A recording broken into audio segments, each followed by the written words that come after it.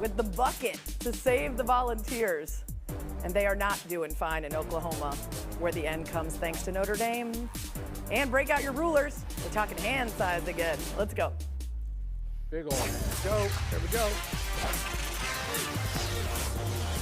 There's a pencil, but it's close. I'll give you credit. Small hands. Guys with big hands also have big gloves. 38 points, 12 assists, 11 rebounds, and one miracle of unaided human flight for LeBron James last night as he led the Lakers to a win over Cleveland. Lakers won 2 of 3 to close out their road trip, but they still sit at number 9 in the West. After the game, LeBron said, quote, "I'm literally having the time of my life right now," unquote. He's never felt this way before, and he swears it's the truth. He's the first 37-year-old to have a 30-point triple-double in NBA history. He's leading the league in scoring with 30 points per game.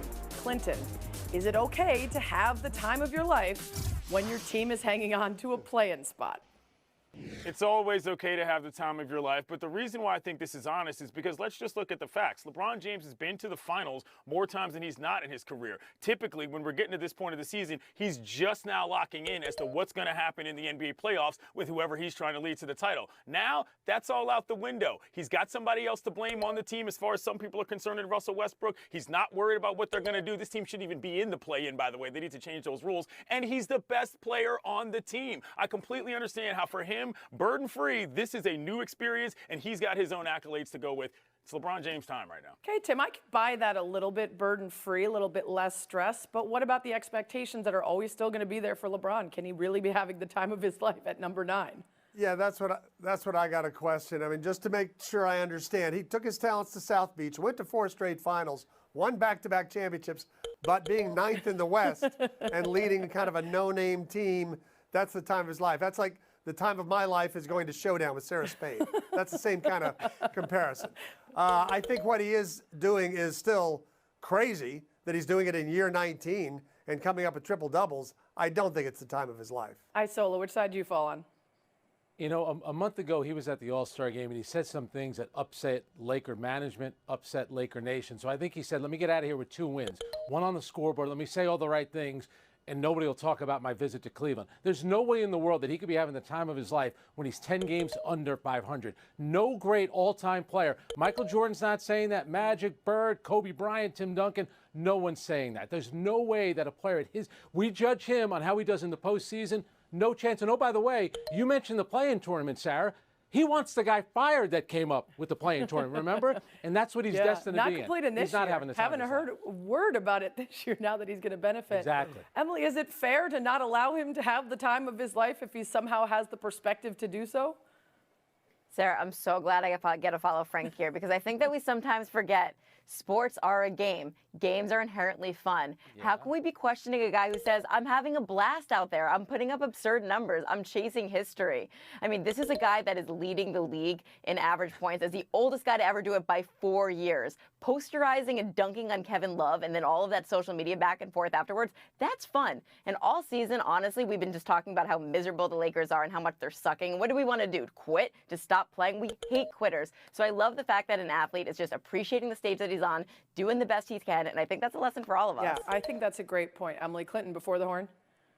Yeah, there's precedence for this. That iconic image of LeBron in his pool saying, I can't believe this is my life. That happened after they lost in the finals. Ah, good point. I'm still Team Jordan. I'm not happy unless I'm winning. Winning is fun. Yeah. Moving on. Sarah, Michael Jordan's going to be happy having the time of his life. 1 game under 500. I don't buy it. This is 10. No chance. Well, and that's why he's the GOAT. A couple quarterback questions were settled yesterday with Matt Ryan heading to the Colts in a trade, the Falcons inking Marcus Mariota, and the Saints re-signing Jameis Winston. Still up in the air, though, the futures of Baker Mayfield and Jimmy Garoppolo, and fewer starting jobs available. Tim, what do you make of the remaining available QBs and where they might wind up? Also, any chance Baker is out a starting seat in this game of musical chairs? I think he's starting to think about that, especially after he sent the nice goodbye note to all the fans, which seemed like a good idea at the time when Deshaun Watson was coming to town. I don't know that Houston still couldn't be in play. I know initially Cleveland wanted to, or Houston wanted to get all the picks they could from Cleveland, but maybe now, we'll send you back a 3 and take Baker off your hands for a year. But other than that, in Seattle, there's not much out there for him. Frank? Yeah, I love the move for Matt Ryan. I think that's terrific, him going to the Colts with Frank Reich. But here's my thing about Baker Mayfield and also Jimmy Garoppolo. Let's remember, they have won playoff games. Jimmy Garoppolo has been to 2 conference championship games. He's been to the Super Bowl. I do think there is value. But if I was going to trade for Baker Mayfield, what am I going to give up to the Cleveland Browns? They're in a position where they have to move on from him. They already have their starting quarterback. So I think it's tough for both of them. They're going to be starting somewhere next year, but right now it's a bit of a mess for both of them. And I don't think any of us sees Baker backing up Matt Ryan happily in a situation that would feel good over at the Browns. Emily, what about you? I just feel like Baker Mayfield is in this precarious situation because he's not good enough where teams are like, and it's unfortunate for Baker, though, because he played through so many injuries and gutted it out last year, and that's where he finds himself in, but it's just the climate right now. Yeah, I mean, it's a great point, Emily. We've seen guys surpass Baker in expectation just by doing absolutely nothing, like Mitch Trubisky. Clinton, is that what we're looking at here for some of these guys? I don't think so because he's in a contract year, and I also think the injury part is much bigger in this than a lot of people are willing to admit. The whole reason why the things got messed up with the negotiations with the Browns is that they weren't willing to just say, shut it down, you're our guy, you're hurt. If I'm another team, I think I don't want Baker because I don't know if he can actually get on the field, which is why I think he's the one who's left out in this musical chairs-wise. The physicality component there makes him much more of a risk than those other guys on a talent standpoint. All right, Tim, before the horn, point blank, what is the best spot for Baker to end up? The best spot is Seattle, where he can show once and for all whether he can get the ball to first-class receivers or he can't. That's a great point. All right, moving on. We had a thrilling second round in the women's NCAA tournament. It's got some folks burning their brackets, though. Others feeling pretty good about projected winners. Number 1 seed Stanford is hot, winning its 2 games by an average of 33.5 points. While overall number 1 South Carolina has played stifling D, allowing 54 total points through 2 rounds. But they look a little limp on offense. Frank, after 2 rounds of play, who is your overall number 1 seed now? It's right there on the screen for you. It's still South Carolina. It's their tournament to win. But give Belmont a lot of credit to be in Knoxville and to be that close. If they had made their free throws down the stretch, there's a good chance they win the game. Same thing with Princeton. To me, the biggest disappointment, though, it's got to be Iowa. They're at home. You have Caitlin Clark had a terrible second half. That Creighton team, they're a good team. It's not a great team. And we wanted to all see that Iowa-South Carolina matchup. Now we're not going to get it. Well, that was a lot of answers to not the question that I asked, but thank you for starting with one line about the question. Emily, can we get back to what I was looking for, which is who's your overall number 1 seed now? You know, I don't think there's an overall number 1 seed, and sorry if you want to mute me, do it. I just feel like it's wide open. So I look at a team like Indiana, who has a matchup against Connecticut, who looks really shaky this weekend. I'm like, they can do it. And what I love about Indiana is they have an average of more than 4 years of college experience in their starters. 21 years of college experience amongst their starting 5. Like, that's the type of team that can grind it out in a year where it's wide open. All right, Emily wants to talk Team Van Wilder. Clinton, how about you? You got a number 1? I still think it's South Carolina. That defense is something that plays better in neutral sites than it does necessarily, I think, against other teams. But, Frank, how are you talking about that Creighton-Iowa matchup like anything went wrong? That Lauren Jensen story is nuts. She transfers from Iowa back to that school, Creighton, then beats them on their home floor in the loudest match so far of the tournament. Oh, my gosh. I mean, these are great points, none of which have anything to do with the question that I asked Tim Cowlishaw. Do you have a favorite? Yes, I do, you. and it's a team nobody has discussed, and it's the greatest women's team of all time. Connecticut is a 2 seed. No, they didn't play well last night, but they won, and Paige Becker's played 32 minutes, which is the most she's played in a long time. She'll be healthy by the time they get to next weekend. I would watch out for them. Interesting. No one picking Stanford. Back in, Clinton. No, I was just going to say that Dawn Staley is the real leadership component of that team in South Carolina that I have the most faith in when it comes to getting to these points of the tournament. Yeah, I completely agree. South Carolina's still a faith despite the offense looking a little bit rough. On the way out, I want to ask you about some underdoggies. Who's got the best chance to advance? St. Peter's Peacocks or the men on the men's side or the South Dakota Coyotes in the women? Yell it out. Who you got? Peacocks. My buddy lives in Jersey City. All right, I hear the Peacocks. I hear Peacocks. Purdue, I don't like Purdue, but they're going to be too tough. Thank you. Purdue's too tough. Enthusiasm is overpowering on Easy. both sides. There's your horn, there's your break. Coming back, buy or sell. After the Nets win over the Jazz last night, Kevin Durant looked ahead to a showdown with the Grizzlies Wednesday by heaping praise on Memphis star Ja Morant. Quote, "When you got a future Hall of Famer at the head of the snake, it just makes everybody better." Durant said he sees some Iverson, Jordan, Westbrook, and Rose in Morant's game. Clinton, a little too early to put a jacket on Ja like that? I don't think so. I think what he's mainly referring to is the fact that Ja has a drive to play that is different than a lot of people think in terms of who he is as a leader. And I think that's mainly what he's tapping into. He's saying, this dude really wants it. I remember back when I wrote a story about him, his dad said that when he was a kid, he was one of the only kids he saw that would actually take the different skill sets of the players in the game and make sure he used them correctly. The dude is a student of the game, and I think that's something that a lot of other players pick up on. All right, Tim, student of the game, enough to say he'll make it there? Well, I mean, I think he's on trajectory to do it, but he's way too early in his career. But it's okay for Kevin Durant to do that. I mean, when he's given praise to a young player, it carries a lot of weight. This is a guy who's 6'3", and he leads the NBA in points in the paint. That is just kind of an absurd stat that he is able to pull off at this point. Isola, obviously a talented guy, obviously a bright future. Are you ready to be cool with the Hall of Fame assignments already? Well, why don't we do this, Sarah? Let's wait until he wins one playoff series before we decide that he's a Hall of Famer. Like Tim said, he's on that path. You know who he reminds me of a little bit? Kevin Durant. Number 2 overall pick, the guy taken ahead of him in the case of Kevin Durant was Greg Oden. Career, disrupted because of injury. And right now, Ja Morant, the 2nd pick after Zion Williamson, whose career has been now, interrupted yet again because of injury. But here's the other thing, and Clinton's going to love this. I love Ja Morant. They're 14-2 without him. So they got a good team. But Clinton, your name was invoked. Do you love that?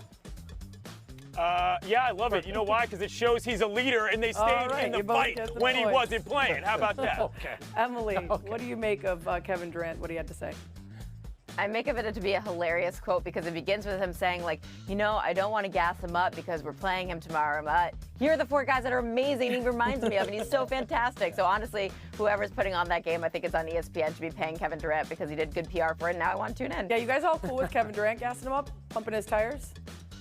Yeah. Always. Okay, a little reverse psychology. You're so good. Watch me beat you. All right, let's move on.